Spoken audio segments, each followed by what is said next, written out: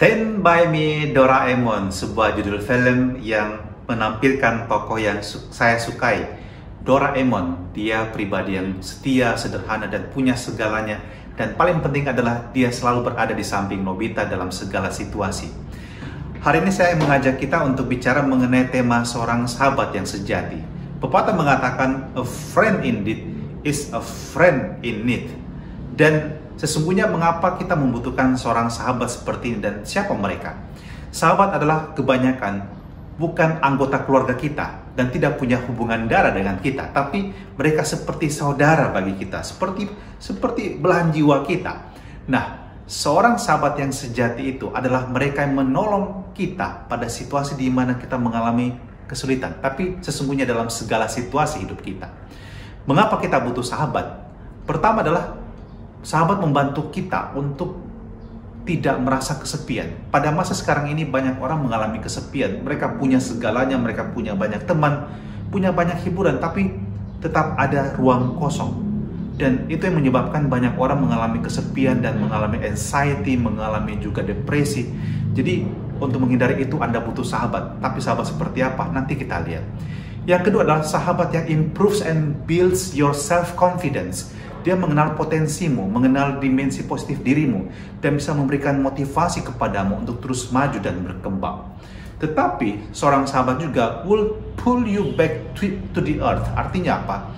Artinya seorang sahabat juga mengajak kamu untuk berefleksi, melihat kadang-kadang ada kekurangan dalam dirimu, tapi to fix it dan memperbaikinya, bukan untuk mengkritiknya pertama-tama, sehingga tidak bermaksud menghancurkan hidupmu, tapi membuat kamu bertumbuh dalam kebaikan. Yang tak kalah pentingnya adalah a friend indeed stand by you in any situation. Jadi kalau cari teman dalam situasi senang sih gampang, yang penting punya duit, punya fasilitas, punya banyak teman. Tapi waktu kamu susah, siapa yang tinggal bersamamu? Itulah sahabatmu yang sejati. Injil hari ini dari Lukas 18 ayat 35 sampai 43 berbicara mengenai penyembuhan Yesus terhadap seorang yang buta.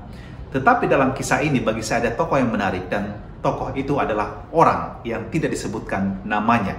Dan orang itu berperan memberitahu kepada si buta siapa yang lewat. Dan yang kedua adalah dia diminta oleh Yesus juga untuk membawa orang buta itu kepadanya untuk disembuhkan.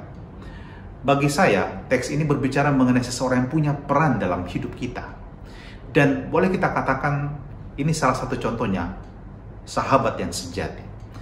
Dan pesan Injil hari ini adalah be a friend indeed. Dan kita membutuhkan ini. Kita butuhkan seorang sahabat sejati seperti ini. Tapi juga kita mesti belajar menjadi sahabat yang sejati. Bagaimana caranya? Pertama adalah tempat yang nyaman bagi orang lain, yang bisa dipercaya, setia, dan jujur, sehingga orang merasa nyaman pada kita. Yang kedua adalah jadilah pendengar yang baik. Tidak hanya mengkritik dan memberikan saran saja, Anda belajar mendengarkan orang lain. Dan ini tidak mudah menjadi pendengar yang baik. Yang berikutnya adalah Anda punya respect pada orang lain. Dengan segala kekurangannya, Anda tetap menerima orang lain apa adanya, sehingga orang merasa nyaman berada bersamamu. Dan terakhir adalah the test to be a friend indeed is during times of difficulties. Jadi, jadilah sahabat yang sejati dan tunjukkan dirimu. Anda setia dan Anda menjadi penolong di saat-saat yang sulit dalam hidup sahabat Anda.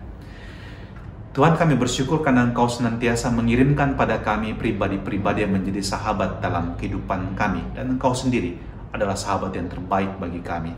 Di saat kami mengalami Tuhan berbagai peristiwa kehidupan terlebih yang sangat berat, tolonglah kami. Dan kirimkanlah penolong-penolong juga dalam kehidupan kami yang menyertai kami, memotivasi kami, menguatkan kami. Dan selalu mengingatkan kami agar kami juga tidak lupa diri dan kemudian jauh darimu. Dan berkatilah keluarga Semakara dan semua mendengarkan renungan pagi ini dalam nama Bapa dan Putra dan Roh Kudus. Amin.